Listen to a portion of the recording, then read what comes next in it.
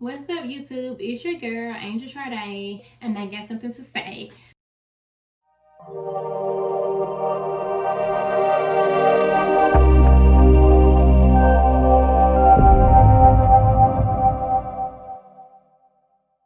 So first things first, let's go ahead and hit that subscribe button and thumbs up on the video. And if this is your first time on my channel, thank you so much for tuning in and watching me. Okay, so today's video is going to be a story time. Usually, if you watch my videos, my story times are almost always funny, but this is going to be a little bit more serious. This is going to be about preeclampsia. I'm just going to go through my story and my experience with it. I'm not giving out any medical advice and things like that. I'm reading off of webmd.com, so however accurate this information is, so I can give you guys who don't know what it is a little bit more of a clear definition. So let's just kind of start off with what it is. Preeclampsia. Okay, so according to webmd.com, preeclampsia is a condition marked by high blood pressure in pregnant women. So it says that preeclampsia usually begins after 20 weeks of pregnancy in a woman whose blood pressure had been normal. That was my case. It can lead to serious, sometimes fatal complications for both mother and baby. There may be no symptoms. High blood pressure and protein in the urine are key features. There may also be swelling in the legs and water retention, but this can be hard to distinguish from normal pregnancy symptoms. Preeclampsia can often be managed with oral or IV medications until the baby is sufficiently mature to be delivered. This often requires weighing the risk of early deliverance. If you see me doing it, because I'm trying to read on the computer behind, all of that is spot on to what happened to me. So boom, picture it, July 2016. Okay, so let's get into my pregnancy. I had a normal pregnancy. I had no problems my entire pregnancy. It was pretty normal. By normal, I mean I didn't have a bad pregnancy. Found that I was pregnant at 6 weeks. I had the pretty normal pregnancy symptoms. I threw up every day, and even on the mornings that I didn't eat, I still threw up. Dry heaving was the worst part. If you've never been pregnant before, dry heaving is when your stomach is empty but you still throw up. Oh, it's a miserable feeling, like your stomach is about to cave in as you're retching up nothing. Oh, such a miserable thing. So I had that. I didn't have any crazy cravings. I liked the extra tomatoes. And I liked it spicy food. That is a very uncommon, well, not uncommon, that's a very misconstrued conception, because that's the only thing that I could keep down that I didn't throw up was like spicy food. So I loved Zaxby's. I used to eat the kicking chicken from Zaxby's all the time. And you know how people are, yeah, well, it's not good for you to eat spicy food when you're pregnant because there's something about the baby, they say. But I asked my doctor if I could eat spicy food, and of course in moderation, but it was fine for me. My pregnancy overall, like I said, that was about it. Like I said, I threw up. I was extremely tired during my first trimester. She started to kick. Everything was pretty good. Now let's go to the beginning. I told my doctor, I'm going to call his name. I don't want nobody to ever go to this man. His name is Dr. Gunnels at St. Vincent in Birmingham, a complete asshole. I told this idiot that I was like, I've always been underweight and I have a poor appetite. I've never been anorexic, and I've never suffered with bulimia. But if I get depressed or just I go through phases to where I do not eat, I don't have a healthy eating habit. Yeah, but that's just part of pregnancy. He completely dismissed me. He did not listen to me. Man, I'm telling you. Yeah, but that's just the pregnancy symptoms. No, it's not. I've always been like that. So I threw that out there now, so we can fast forward to month 7. But he was just an ass of a doctor, and so I didn't like the way that he talked to me. So halfway through, I ended up switching from him to a female. And so Her first visit with me, she weighed me, and my baby was 3.9 pounds, I think. I was 7 months pregnant, and I was 3.9 pounds. I don't know how much I weighed, but she told me that I was underweight. So she was like, well, we're going to need for you to, thicken up a little bit. So like she said, I need you to gain 4 pounds in 2 weeks and then come back. Well, I asked you to gain 7 pounds in 2 weeks. So I gained the weight, but my baby was still small. Like, they weighed the baby was still small. And then this is also on the visit to where they found the urine inside of my protein. So of course they didn't say anything. They were pretty, like, they hid it very well. So I went back to the second appointment, and I was really excited because I knew I had gained the weight. So she was like, yeah, well, you gained the weight, but the baby's still kind of small, and we found urine in your protein, so we're gonna send you up to labor and delivery just to run more tests. So I called my mom, and my mama was like, are you sure I don't have to come out there? And I'm like, no, I'm just brushing it all off, y'all. I really didn't think it was that serious. I'm like, no, like, they're just gonna run some tests. And my mom was an hour away, so just out of conveniency for her, I don't need to drive now to be up here. It's okay. Child, them hoes kept me up there about 2 hours. And then they told me that they were gonna keep me. But like, mama's a good mama, which I have. I have an amazing mama. She was like, I'm about to come up there. And so she came up there, and so they hospitalized me, and they diagnosed me with preeclampsia, and they told me that my blood pressure was high. So I went in on a Friday, and so they told me I had preeclampsia. Worst case scenario is that I would have to have her early. And like I said, I was 7 weeks when I was 7 months when I went in there. I was 32 weeks when I went in. And so they kept saying that everything was okay. I had preeclampsia, but it was under control. Everything was fine. But what I couldn't figure out, and what got me upset, because by now Friday had rolled around. I've been in here 7 days, and you keep telling me everything is fine, everything is okay, but you have yet to give me a release date. Like, if everything is okay, then I'm ready to go home. And if you've ever been hospitalized while pregnant, it's not like they put this baby monitor on you, and it's not just loose like a belt. It's tight. It's strapped around your stomach. And so at 7 months, my baby thinks she Gabby Douglas. She kicking and flipping all around, and it's like, I'm uncomfortable. I'm ready to go home. And then y'all coming in here, y'all pricking me all the time. Like, if I'm okay, then let me home. So that Friday morning, Dr. Gunnels, how he got back in my room, I don't know, came around, and I kid you not, says, well, if they have to deliver your baby, it's going to be your fault because you didn't eat like you were supposed to do in your pregnancy. So if your baby is premature, it's your fault. Oh, and he just read my ass for filth, and he made me feel so bad because, first of all, no mother wants a premature baby if you can prevent it. And also, in my opinion, I did everything that I was supposed to do. Like, she told me to gain 4, I gained 7 pounds. It's not my fault that my baby isn't growing anymore, because that's what happened. She had stopped growing. She stopped growing, and like I said, the urine in my protein. So y'all, after that, I had the worst anxiety attack. I got to taking them damn straps off my stomach, and I started throwing up. I hadn't threw up none since I had been in there outside of the normal pregnancy stuff. But now this was like a I'm upset type of throw up or whatever. So I got to taking out the IVs. I showed out real bad, like, because I was upset. Like, I felt so bad. So then my mom got the fussing and cussing. You don't want him around her no more, because we don't even know how he got back in her room. So then my doctor comes in, she apologizes. She was gone somewhere, so they sent him in inside of her replacement, blase, blase. Then she goes on to say that we're going to give you a steroid. No. I'm sorry, this is out of order. It's been 4 years ago. So let's back up. They gave me a steroid, and this was a just in case. Yeah, but just in case that we have to deliver her early, her lungs aren't mature yet. So this steroid is going to speed up her lung process. So let's fast forward back to Friday.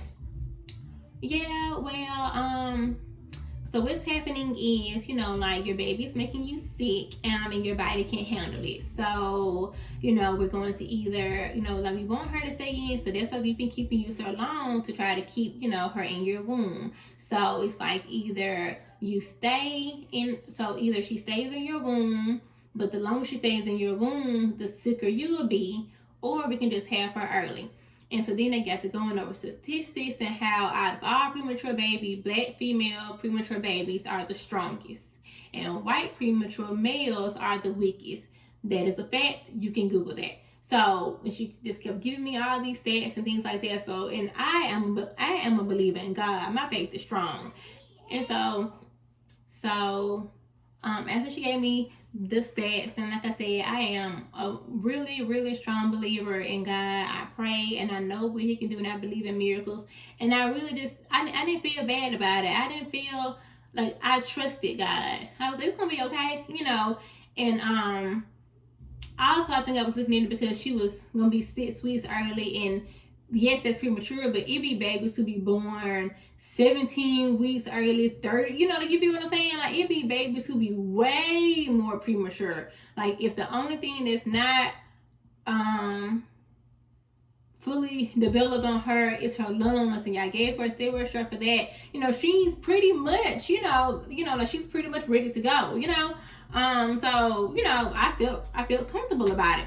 My mama just bawling her eyes out, and I'm not gonna lie, at the time it made my anxiety real bad, because it's like, you being real something right now. Like, I prayed about it. God got us. You have to go outside and cry, because I'm not crying. If I'm okay as the mom, I'm gonna need for you to trust my decision to be okay. So we're gonna go on, keep that in the air. We're gonna go back to that later. So 4 o'clock come, and they well, no, wait. Before I went into labor, they gave me something, and I was hallucinating. I was so out of y'all. I was really sick. I'm gonna upload pictures of it. I was really, really sick. But 4 o'clock came, and I rode in. My mom was there. We delivered her. She was still the same amount. She hadn't gained any weight. She was 3.9 pounds on the scale, and she went into the NICU. So then after that, a lot of this I don't remember. I guess I was in and out of conscious. I really don't remember this part, but somehow they ended up almost losing me. I am type O, but I'm the rare kind of O. Like, my blood type isn't popular. So let's see before I be on here lying. My mama gonna kill me when she see this, because she always be telling us, you're supposed to know your blood type. And I know it is. Is it O negative? What are your blood types? I'm O something, and so I am O negative, and it's only 6.6% of people in the world with their blood type. So they gotta run around trying to find somebody with O negative blood, because I had lost a lot of plasma. Now, not during my C-section, afterwards, y'all, it was amazing. Like I said, I was in and out of consciousness from blacking in and out, so I don't remember a lot of my stay after I had her. So they had to give me 2 plasma transfusions, and she was in the NICU. I was in and out of consciousness. After they kept me for a little while, and after I was okay, they let me go home. But they kept my baby. My baby stayed in the hospital a couple of weeks. She was completely healthy, thank God. And so they called her in the NICU. Her nickname was Little Miss Amazing, because glory be to God, she was fine. She had no problem. She was on a tube for a little while, but that's just because her oxygen level had dropped for just one day. But other than that, my baby was fine. She was so strong. She was so healthy. So when I named her, her name was originally going to be Chloe Amir, but it was nothing but faith that brought me through that. So I had to give credit to God. That's why her middle name is Chloe Amir Faith, because it was nobody but God that brought us through that. So I came home, and Stank is a nickname because her attitude is Stank. Chloe stayed in the hospital. So I came, so the first day home, I'm talking to my mama about the whole experience or whatever, and I was like, yeah, you was getting on my nerves without like crying. And she was like, yeah, because we almost lost you. And I was like, what are you talking about? And so I was like, what are you talking about? Now, when I was discharging, it was a nurse, and I remember she hugged me so tight, and she was like, you had us scared there for a minute. but you know, like you pulled through, I'm so proud of you, da da da. And I had no idea what this lady was talking about. Oh, okay, thank you. I'm thinking she's talking about because the baby was premature. So then I was like, so then mom was like, yeah, that's why she said that to you, because you almost died. So I don't know if I almost died once or if I almost died twice, but preeclampsia is very serious. And the crazy thing about it is you don't know. Like I said, I had a healthy pregnancy, and then they kept asking if I was stressed, and I would listen to me. I had a date. The day that they hospitalized me, I had a date that day. I wasn't stressing. My pregnancy was fine. I had this big old round belly, about to go on and find my baby a stepdaddy because I ain't got time. I just ain't got the time. Just go on with my life, honey. I ain't got time. I was really okay. And I had no symptoms. And then just like the symptoms of preeclampsia, just like this thing said, it blends in with your pregnancy symptoms, so you really cannot defer the difference. Where is it? Swollen legs. Oh yeah, let me run to the hospital like you're pregnant. Everything swells. I really had no idea, but it's very scary. And it's like, wow. So now moving forward with all of my other pregnancies, I had to be extremely careful because now I know that I'm high risk. So I had my baby. I delivered at 33 weeks in 1 day. So yeah, she was pretty early. It was a scary experience, but as crazy as it sounds, I remember nothing but peace up until the asshole Dr. Gunnels came. I wonder if I could put his picture in this video. Well, that might be defamation of character, but he is an asshole. I'm telling you, he is the absolute worst doctor on earth. I don't care what nobody say. That man, he did not listen to me. I told him in the beginning I did not eat. And then what pissed me off the most is you come in here and you criticize me for the very first thing that I told you. In my first initial pregnancy appointment, I told you I have a problem with eating. And like I said, I don't throw up or nothing like that. It's just I've always had a very poor appetite. Oh, I told you this. Now you in here telling me I'm underweight. You should have been doing this from day one when I told you this. But oh no, you just completely dismissed me. Moving forward, I really, really want in my future pregnancies an African American doctor or a woman doctor. Just because we can be here. Now, I'm not opposed to white females or anything like that. That's not it. It's just, if you Google preeclampsia and black women, they die at a lot higher rate. And it's because the doctors do not listen to us. Now, had I had still been with Dr. Gunnels, and this is no bullshit, I probably would have died because you don't listen to me anyway.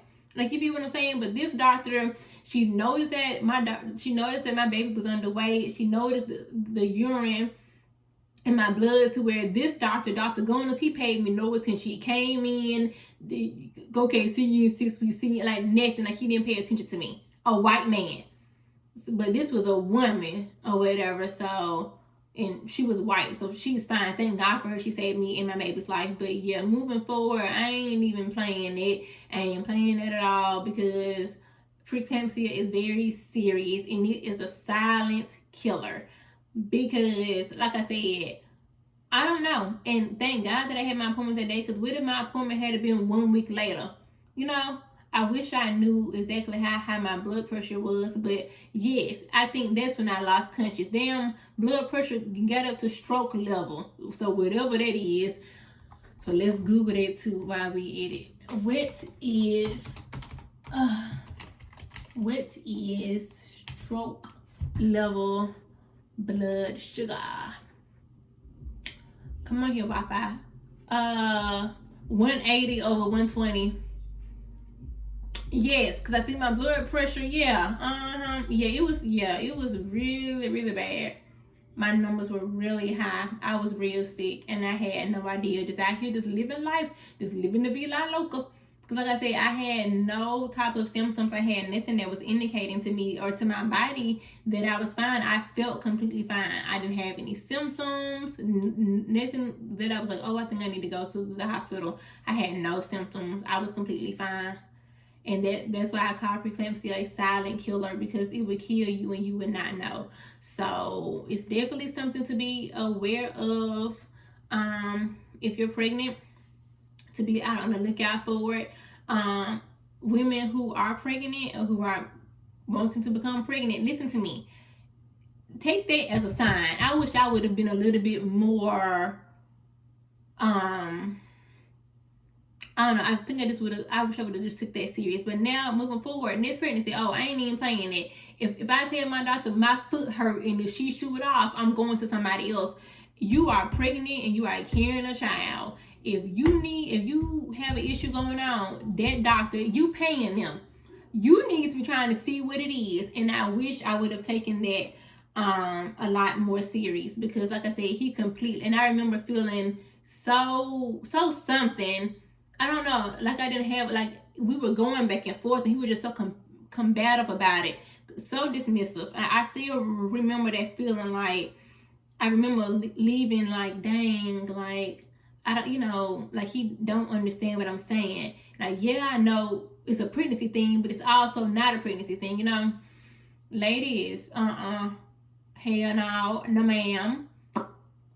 If you got an issue, you need to tell your doctor, and if she won't listen, you need to move to somebody else. This is literally life or death. Preeclampsia will kill you. And yeah, it's pretty serious, bro. Like, it's pretty serious. Definitely something to take precautions of and be cautious of. So yeah, that is my story time about preeclampsia. I really hope this helps somebody as far as just getting more educated on it and things like that. It's nothing that you do as the mom. It's nothing, oh, you ate too many hot wings or you ate too many cookies or anything. You can't control it. So like I said, I highly recommend, if you get nothing inside my video, is to please be picky about who your prenatal physician is, because mine was a dick. And if I hadn't have changed, I could have died, literally, because he didn't care nothing about me at all. Oh, white, racist, gray head, flat foot, thin paper lips, long bird nose, thin ass hair on the side, Mr. Clean Shine all in the middle, long slew footed, knock knees. Ooh, like I cannot stand this man. Like, yeah, you need your license revoked. As a matter of fact, yeah, we're gonna look into that, so this won't happen to nobody else. But nonetheless, that is my story time about preeclampsia. And ladies, be safe. If you are pregnant, congratulations on your bundle of joy. If you are expecting to be pregnant, if you are trying to be pregnant, do not let this video scare you, because I was pregnant with two of my other friends at the same time, and they had completely healthy pregnancies. So it's not something to be scared of, just something to just kind of keep in the back of your mind, to just kind of make sure that you're looking for it when you go to your doctor appointments. But it's nothing to freak you out. So don't let this video scare you. It is to educate you and to bring awareness. So thanks for tuning in, ladies. Peace.